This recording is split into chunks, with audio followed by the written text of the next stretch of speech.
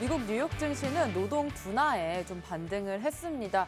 어제 우리 업비트와 빗썸에서는 웨이브가 유의 종목 지정이 되었는데요. 웨이브에 연동된 USDN이 달러와 디pegging되는 현상이 계속해서 발생이 되면서 유의 종목으로 지정이 됐습니다. 우리 이런 상황 속에서 어떤 자세로 투자에 임하면 좋을지 오늘 전문가님 모시고 얘기 나눠보도록 할 텐데요. 오늘은 코인하우스 전문가님 모셔볼게요. 전문가님 안녕하세요. 네, 반갑습니다. 네, 반갑습니다. 네, 안녕하세요. 코인하우스 전문가입니다. 시장이 하루에도 이슈가 몇 번씩 나오는 것 같아요. 그렇다 보니까 좀 최근에 이제 차트 보시면 아시겠지만 비트코인의 대표적인 흐름을 보면은 뭔가 멈춰 있는 느낌을 좀 많이 받을 수 있거든요. 혹은 좀 떨어지더라도 다음날 희한하게 또 반등하는 모습을 확인할 수 있는데 그만큼 좀 뭔가 방향성을 제대로 잡기 어려운 흐름으로 이어지고 있는 것 같아요. 그리고 앞으로 있을 지표들도 많기 때문에 그런 지표들이 어떻게 작용하는가도 좀 많이 살펴볼 필요가 있는데 그 부분 저와 함께 좀 체크해 가시면 투자하는 데 도움이 될 것이다 말씀드리도록 하겠습니다. 네, 우리 다음 주에 또 FOMC 회의 결과로 금리 인상이 결정이 됩니다. 그 전주에 우리 코인원수님과 시장 상황 살펴보시면서 전략 어떻게 세워볼지 전략 세워가시면 좋을 것 같습니다. 우리 첫 번째로 1부에서는 시장 뉴스 살펴보도록 할 텐데요. 지금은 이제 유로존의 성장률을 좀 주목을 해봐야 될 것 같습니다. 생각보다 이런 가스나 이렇게 러시아의 전쟁으로 인해서 좀 둔화가 된 것 같아 보이지만 성장세를 조금 보인 것 같습니다. 유럽 상황 좀 어떤가요, 한수님? 일단 유럽도 좀 저희가 지켜봐야 될 좀 한 영역이라고 봐야겠죠. 네. 우리가 너무나 미국만 신경 쓰기보다는 한국도 중요하고 미국도 중요하고 중국도 중요하지만은 유럽도 못지않게 큰 영향을 가지고 있다라는 게 좀 꼭 기억하셔야 되는 부분인 것 같아요. 자, 1부는 제가 시장 상황에 대해 좀 설명을 드릴 텐데, 자, 유로존 3분기 성장률이 나오고 있죠. 전기 대비 0.3% 상향됐다라고 합니다. 자, 이제 이 유로존이라고 하는 거는 유럽 19개국이 저기 연합체인 유로존이다라고 보시면 되고요. 여기에 이제 가장 강대국, 우리가 많이 아시는 강대국들이 있죠. 프랑스나 독일이 좀 많이 포함이 되어 있죠. 여기 3분기 성장률이 나왔는데 전기 대비해서 0.3% 상향을 했다라고 해요. 이제 3분기에 많은 사람들이 예측을 했습니다. 2분기 대비했을 때 이 상향이 아니라 적어도 좀 떨어질 것이다라고, 혹은 시장이 예측하는 게 한 0.2 정도였던 것 같아요. 근데 그것보다 좀 높이 나오면서 0.1 정도의 수치지만 높이 나왔다라고 볼 수 있고, 자, 미국도 2.6에서 좀 지우고 말씀을 드릴게요.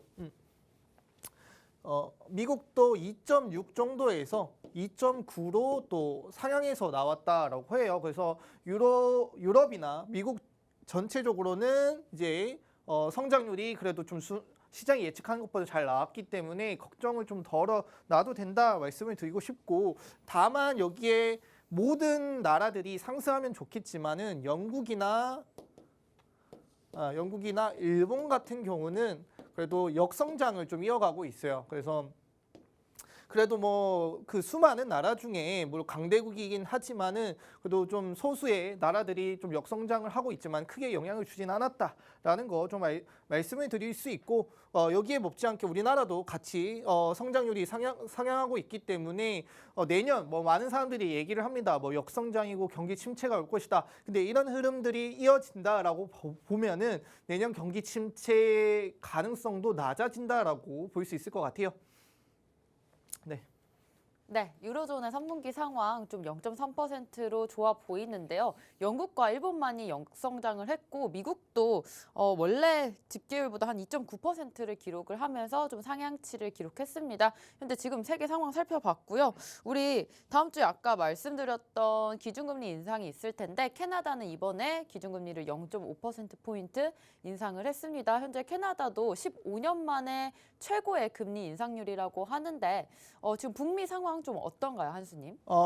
네, 캐나다도 좀 말씀을 드리겠습니다. 사실 이제 요즘 트렌드가 좀 많이 바뀌었어요. 어떻게 바뀌었냐면은 이제 빅스텝이다, 자이언트 네. 스텝이다 이렇게 얘기가 나오다가 슬슬 이제 소비자 물가지수, 그러니까 인플레이션이 고점에 다다르니까 이제 여러 나라들 자체가 이제 스텝 다운이라고 하죠. 이 금리 인상하는 포인트를 조금씩 낮추기 시작을 했습니다. 그래서 원래 캐나다 중앙은행도 더 높이 하려고 했으나 전체적으로 이 소비자 물가 지수가 좀 진정세 혹은 고점을 찍고 내려오는 흐름이기 때문에 50bp 인상으로 좀 변경을 하면서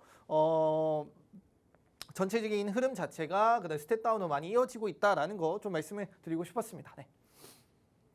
네, 계속해서 우리가 그 다음에는 우리 FTX 사태를 좀 다뤄봐야 될 것 같습니다. 그 사태 이후에 개인 투자자분들은 많은 두려움에 떨고 있는 것 같아 보이는데 기관의 유입은 현재 어떤가요? 기관의 유입도 사실 네. 좀 많이 들어오고 있어요. 어떻게 보면 이 FTX 사태가 그렇게 작용을 한 것 같아요. 기관들 입장에서는 이때 나 약간 저점 매수의 기회다라는 그 인식을 좀 많이 가졌던 것 같아요. 그래서 기관들도 암호화폐에 관심을 좀 많이 가지고 있고 그만큼 좀 실제로 데이터적으로 좀 많이 참여를 했다라고 해요. 자, 10월 대비해서 57% 정도가 또 증가를 했다라고 합니다. 그러니까 암호화폐에 좀 이제 자금 유입하는 그 수치가 57% 정도 증가를 했고요. 그다음에 오히려 이 포인트를 보면은 전통 투자자들이 좀 많이 들어왔다라고 해요. 근데 전통 투자자들이 왜 관심을 많이 가졌냐? 자, FTX 사태 안타깝게 생각한다. 근데 요거는 약간 사고 같은 느낌으로 많이 좀 인식을 하고 있는 것 같아요. 사고. 그래서 FTX는 이 암호화폐가 가졌었던 이 좀 뭐 안 좋았던 내용들, 뭐 우리가 알지 못했던 내용들이 이렇게 이제 나타나면서 좀 깨끗이 거릴 수 있었던 한 포인트가 되었다라고 보고, 그리고 암호화폐 자체의 이 기술력에 대한 의문점이 생겼냐? 라고 물어본다면 아니다라고 이렇게 얘기를 하더라고요. 그래서 이런 사고로 인해서 이 기술력이 부정당하는 거는 있을 수 없다. 다만 이 사고로 인해서 가격이 많이 떨어졌고, 그리고 이 기술력이 보존된 상태라면은 이 암호화폐 기관들이 암호화폐를 매수 안 할 이유가 없다라고 이렇게 보고 있는 것 같아요. 그래서 이 FTX 사태를 이런 식으로 좀 인지를 하면서 좀 많이 들어오고 있다. 근데 이 기관들이 들어온다라는 뜻은 사실 제가 많이 말씀을 드렸던 게 기관들은 뭐 저점 매수 그리고 좀 많은 시드를 가지고 들어오잖아요. 그래서 좀 장기적으로 투자하는 영향도 많기 때문에 뭐 저점 매수의 기회를 많이 가져가는 형태이고, 이렇게 되면 언젠가 기관 투자들도 뱉어야 되는 시기가 있어요. 그러면은 우리가 그 모든 차트의 흐름들이 있죠. 모든 차트의 흐름들. 올라가면 떨어지고 올라가면 떨어지는데 항상 여기서 기관들은 팔고 우리는 이제 떨어질 때 기관들은 다시 이때 우리가 기관들이 이때 팔면은 개미들도 이렇게 같이 팔아요. 그럼 기관들은 다시 이때 매수를 하고 팔고 매수하고 이런 식이 나올 것 같은데, 그럼 너무 전통적인 흐름으로 계속 이어질 것이다. 예전만큼의 변동성은 좀 줄고 안정성은 높아질 수 있는 시장이 오고 있다라는 거 말씀을 드리고 싶었습니다. 네, 현재 기관은 저점 매수의 기회다라고 생각을 하고 지금 변동성은 좀 높아지고 안정성은 더 높아지는 이런 시장이다라는 설명까지 주셨습니다. 현재 우리 인플레이션 뭐 아직 고점을 찍은 것 같지는 않지만 지금의 상황 과거와 좀 비슷하다고 합니다. 어떤 상황과 비슷한가요, 한수님? 일단은 이제 우리 유명한 캐시 이제 뭐 누나라고 부르기엔 이제 좀 애매한 것 같아요. 같이 나이를 먹어가는 입장에서. 돈나무 근데 이제, 언니인가요? 네, 네. 이제 그 이모가 네. 되지 않았을까요? 네, 그 정도 됐을 것 같은데 이제 현재 인플레이션이 과거랑 좀 많이 비교를 하고 있는 것 같아요. 사실 이제 너무 과거와 비교하는 거는 조금 맞진 않긴 해요. 너무 시대적인 변화 흐름이 많이 이루어졌기 때문에. 근데 2019년대와 비슷하다라고 주장하는 이유는 뭐냐면은 이 시기에 1차 세계대전이 있었고요. 그다음에 스페인 독감이 있었다라고 해요. 뭐 코로나 비슷하죠. 그리고 똑같이 이런 내용들이 있다 보니까 공급망 문제가 생겼다라고 합니다. 그래서 이때만 해도 갑자기 인플레이션이 뭐 20몇 프로까지 증가를 했었고, 근데 이 20몇 프로 증가를 했다가 얼마 안 있어서 뭐 1년, 2년 만에 이 25%가 그냥 순식간에 사라졌다라고 해요. 다시 뭐 제로까지 내려오는 모습을 보여줬다라고 하는데, 충분히 현재의 상황도 그럴 수 있다라고 이렇게 얘기를 하고 있는 것 같고, 그다음에 여기서 가장 중요하게 우리가 봐야 되는 점은 뭐냐면은 이런 인플레이션이 높았음에도 이 19년도 현재와 조금 뭐 상황적으로는 비슷하지만은 이때 뭐 전기나 그다음에 뭐 전화나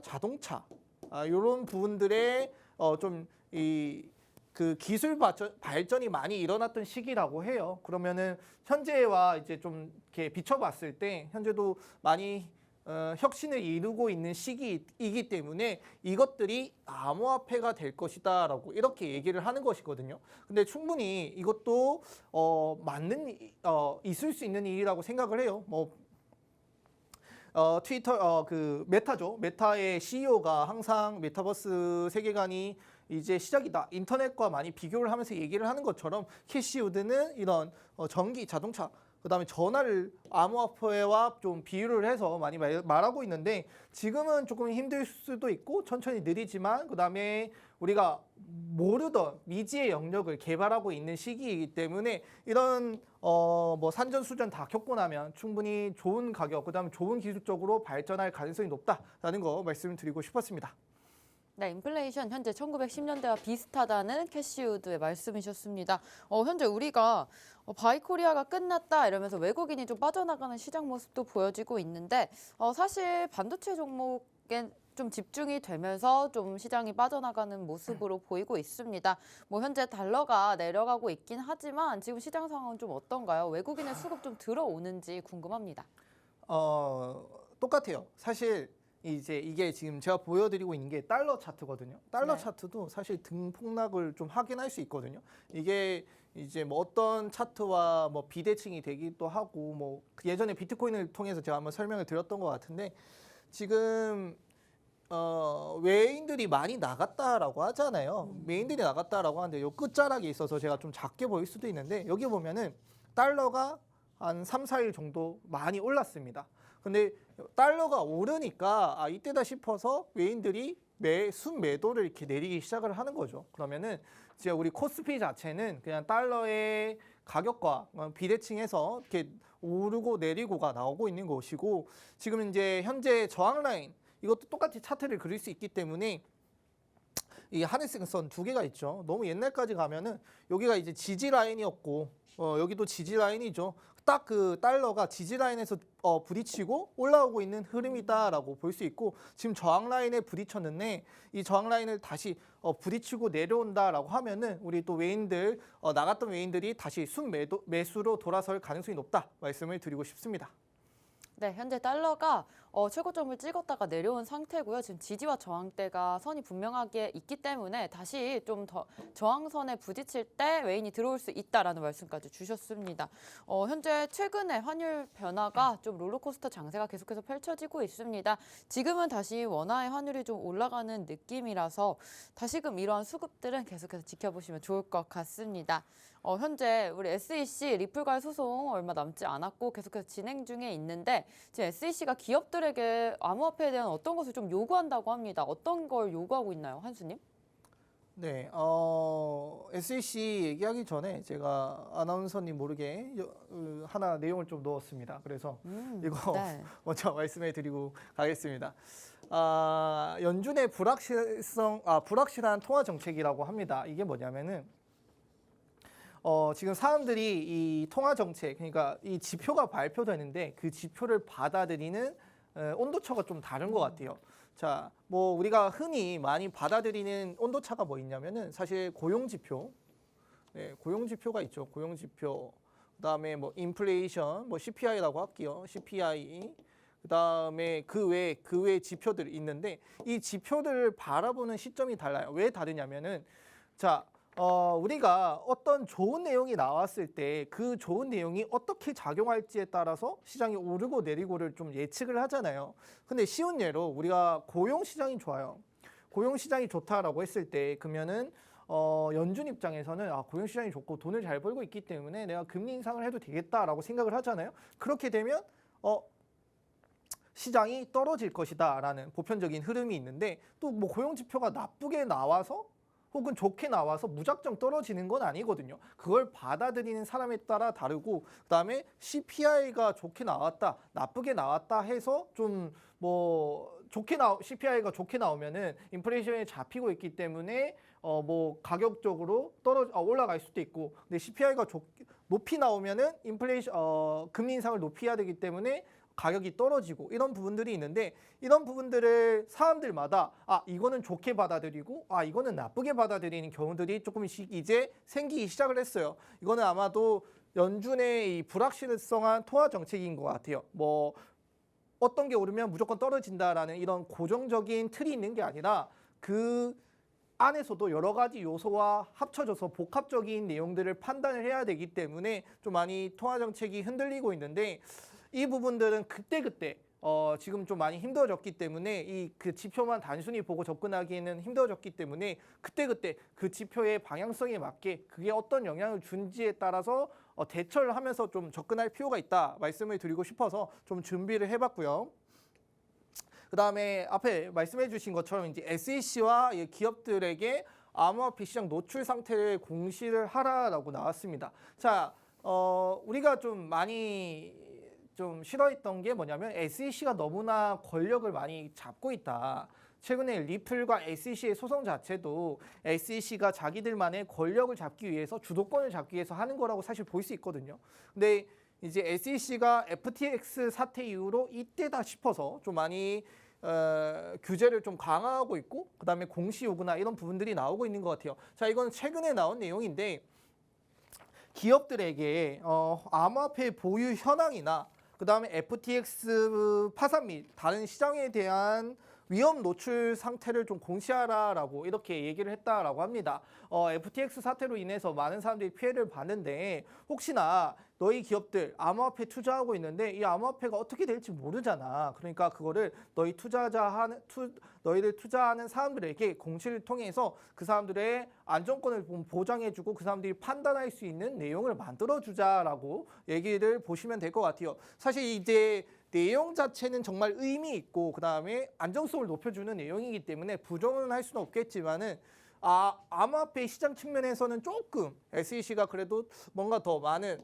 주도권을 가져가고 규제를 좀 할 것 같은 그런 기분이 들기 때문에 이걸 약간 계륵이라고 할까요? 뭐 버리지도 못하고 갖고 있지도 못하는 약간 그런 상태로 좀 흘러가고 있는 내용이다 말씀을 드리고 싶네요. 네. 예, 현재 롤러코스터 타는 환율과 또 SEC의 현재 상황까지 짚어주셨습니다. 환율 같은 경우에는 지금 원화 가치가 좀 큰 폭으로 상승을 했는데 미국의 제롬 파월 연준 의장의 그런 속도 조절 발언 때문이었습니다. 사실 그렇지만 계속해서 미국 경기에 대한 이런 판단은 수시로 바뀌고 있고요. FOMC 정례 회의 앞두고 우리가 그만큼 통화 정책에 대한 불확실성이 커졌다라고 해석을 해볼 수가 있겠습니다. 연준이 다음 주에 FOMC에서 빅스텝 정도를 밟을 것이라는 게 가장 큰 예측이기 때문에 이번에 금리 전망 수준 점도표까지 공개가 될 거니까요. 또 내년까지 예측을 해볼 수가 있겠고요. 또 이렇게 통화 정책 불확실성이 계속된다면 우리가 해소가 될 때까지 이렇게 등락폭을 계속해서 반복을 할 것 같습니다. 현재 SEC 측에서도 FTX 사태 이후로 조금 더 계속해서 암호화폐 시장에 권력 행사를 하고 있다는 점, 리플의 소송도 그러한 것의 연장선이다라는 말씀까지 좀 주셨습니다. 그 다음에 우리 미국 실업수당 청구 건수가 증가를 했습니다. 고용 지표 계속해서 나오고 있는데 이 부분도 살펴주시죠. 네, 오늘 새벽에 좋은 흐름들이 있었잖아요. 그 네. 좋은 흐름들이 이 이유이기 때문이다라고 보시면 될 것 같아요. 사실 뉴스 자체는 내용 자체 그냥 겉모습만 봤을 때는 약간 배드 뉴스라고 볼 수 있거든요. 근데 이 배드 뉴스가 이거 실업을 청구하는 사람들이 많았다라고 하는데 이게 왜 시장이 오르는 것이냐라고 한다면 앞에 이제 시장을 받아들이는 사람들의 이 시선에 따라서 많이 다르다라고 했는데 이거는 그냥 금리 인상을 좀 안 할 수도 있겠는데라고 좀 생각을 하는 것 같아요. 그래서 금리 인상에 대한 그 압력이 좀 낮아지니까 사람들이 이거 그러면 우리가 금리 인상 많이 하면 돈 많이 쓰니까 그 돈을 조금 덜 써도 되겠네라고 하면서 시장이 오르는 것 같은데 근데 이거에 대한 또 시선 또 다른 시선을 말씀을 드리자면은 미국이 실업이 많아요. 많아지면 많아질수록 경제가 안 돌아가는 거거든요. 근데 경제가 안 돌아가는데 그러면 앞에 우리가 처음에 제가 말씀드렸던 이 성장률 이거를 과연 역성장으로 이어지는 걸 막을 수 있을까?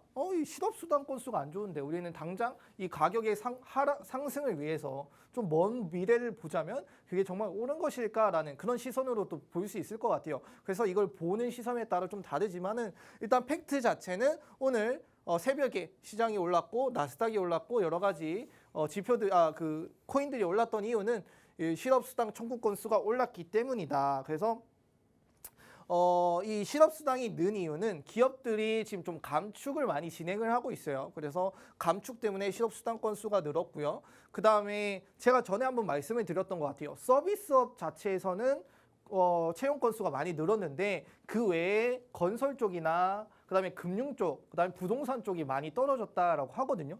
대개 이 부분에 해당하는 게 그런 쪽이다라고 보시면 될 것 같아요. 자, 뭐 부동산이라고 하는 거는 저희가 부동산을 지을 때 건설회사나 여러 가지 인력을 쓰잖아요. 근데 그런 부동산이 이제 좀 떨어지고 그다음에 호황기에서 안 좋은 흐름으로 흘러가다 보니까 그런 많은 인원을 채용할 기회가 많이 사라진 거죠. 그렇기 때문에 청구 건수가 늘었다라고 볼 수도 있고, 자, 금융업도 똑같아요. 지금 현재 빙하 시대라고 하죠. 혹한기를 많이 좀 보고 있는데 그 혹한기에서도 금융업소에서도 똑같이 같은 혹한기를 겪고 있기 때문에 그 부분에서 나온 청구 건수가 늘었다라고 보시면 되는데, 좀 아이러니하죠. 서비스업은 느는데 다른 한쪽 섹터는 떨어지고 있다. 근데 그걸 어떻게 또 받아들일까? 그좀 많이 어려운 것 같은데, 일단은 사람들이 좀 주목하고 있는 부분은 그냥 금리 인상을 좀 최대한 안 하는 게 시장을 이끌어가는 것이다라고 보고 있는 것 같아요.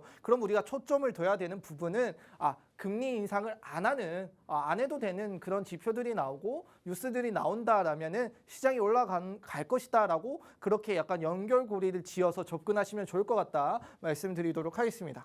네, 실업수당 청구 건수가 증가했다는 거 배드뉴스 아닐까 하는데 시장에서는 어쨌든 고용이 좀 힘든 상황이다라고 해석이 되면서 금리 인상에 대한 속도 조절 가능성에 좀 미증시가 상승한 것으로 보여집니다. 현재 서비스업 채용 늘고 있지만 건설과 금융 또 부동산 쪽은 좀 줄어들고 있는 실정이라는 점, 지금 FOMC 전에 블랙아웃 기간이기 때문에 이러한 지표 하나하나에 좀 주목을 해서 시장이 움직이고 있는 것 같습니다. 우리가 암호화폐 시장을 얘기를 해보겠습니다. 현재 뭐 이런 상황 속에서 우리가 좀 주목받는 섹터를 그래도 찾아서 좀 투자를 해봐야 될 것 같은데 현재 좀 호재가 있는 섹터들이 좀 있을까요, 한수님? 아무래도 그냥 NFT 섹터가 좀 많이 좀 호재를 보고 있고 그다음에 각광을 받고 있는 것 같은데, 사실 NFT라고 제가 이렇게 말씀을 드리는 이유는 기업들이, 우리가 알만한 기업들이 지금 당장 이 암호화폐 산업에 어떤 즉각적으로 접근할 수 있는 기술이 뭐가 있을까라고 살펴보면은 NFT밖에 없어요. 그러니까 즉각적으로 참여를 할 수 있고 단기간에 영향을 낼 수 있는 섹터가 NFT다라고 볼 수 있는데, 여기서 약간 TMI를 좀 말씀을 드리자면 기관들은 레이어 1이라고 하죠. 레이어 1들을 가장 많이 사고 있고요. 그 다음에 이어지는 게 레이어 2 정도. 그 다음에 뭐 NFT나 이렇게 흘러가고 있는 거거든요. 뭐 이렇게 두 개는 순서가 바뀌고 있고, 레이어 1, 그러니까 우리가 말하는 뭐 솔라나나 비트코인, 이더리움, 그러니까 근본 코인이라고 하는 부분들에 기관들은 많이 투자를 하고 있는데, 제가 여기서 말씀을 드리는 거는 그 기관들이 아니라 기업들이 쉽게 접할 수 있는 구간이 어디일까, 호재들이 많이 나올 수 있는 영역이 어디일까라고 하면은 NFT다라고 말씀을 드리고 싶고, 자, 요즘에 폴리곤이 얘기가 좀 많이 나오고 있어요. NFT 섹터의 3대장이라고 하면은 다 아시는 것처럼 이더리움이 있고요. 파란색으로 할게요. 예, 이더가 있고요. 이더. 그 다음에 솔라나. 뭐 솔라나 뒤에서 좀 말씀을 드리겠지만, 그 다음에 폴리곤. 이렇게 3대장이라고 합니다. 폴리곤. 이렇게 하는데 폴리곤이 좀 얘기를 많이 나오고 있는데, 이더 같은 경우는 워낙 가스비도 비싸고 그렇다 보니까 좀 많이 좀 줄어들고 있는 추세고, 그다음에 최근에는 솔라나나 폴리곤 같은 경우는 많은 기업들이 좀 채택을 통해서 올라가고 있다. 그래서 이 두 개 코인 같은 경우는 뭐 제가 뭐 매수를 권유를 드리는 건 아니겠지만은 앞으로도 많은 호재가 나올 가능성이 높다라는 거 말씀을 드리고 싶었습니다. 네, 현재 즉각적인 참여가 가능한 섹터로서는 NFT라는 말씀 주셨습니다. 뭐 기관들이 레이어 1을 제일 많이 투자를 하고 있고, 그다음에 레이어 2, 그다음에 NFT 이렇게 순서가 될 것 같은데, 현재 기업에서 접할 수 있는 구간은 NFT이다. 따라서 워너뮤직도 이번에 폴리곤 기반의 NFT 음악 플랫폼을 출시를 하면서 이쪽으로 좀 투자를 하고 있는 것으로 보여집니다.